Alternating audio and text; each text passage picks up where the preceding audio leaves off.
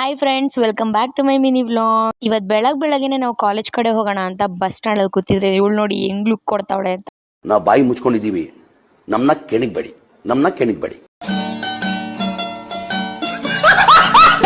Next ಅದಾದ್ಮೇಲೆ CBSE ಬಂದು ನಮ್ ಕಾಲೇಜ್ಗೆ ಹೋಗೋ ಬಸ್ ಹತ್ಕೊಂಡು ಅಲ್ಲಿಂದ ನಾವು ನಮ್ ಕಾಲೇಜ್ ಕಡೆ ಹೊರಟು. ಕಾಲೇಜ್ ಒಳಗೆ ಹೋಗ್ತಿದ್ದಂಗೆನೆ ಕ್ಲಾಸ್ ರೂಮ್ ಹೋಗೋದ್ ಬಿಟ್ಬಿಟ್ಟು ಕ್ಯಾಂಟೀನ್ ಹೋಗೋಣ ಬನ್ನಿ ಅಂತ ಕರ್ಕೊಂಡು ಹೋಗ್ತಾವಳೆ. ನಾನು ಬೆಳಗ್ಗೆನೆ ಕ್ಯಾಂಟೀನ್ ಏನಕ್ಕೆ ಹಿಂಗ್ ಕರ್ಕೊಂಡು ಹೋಗ್ತಾವಳೆ ಅಂತ ಯೋಚನೆ ಮಾಡ್ತಿದ್ರೆ ಅಲ್ಲೋದ್ರೆ ಟೀ ಆರ್ಡರ್ ಮಾಡ್ಕೋತವ್ರಿಬ್ರು.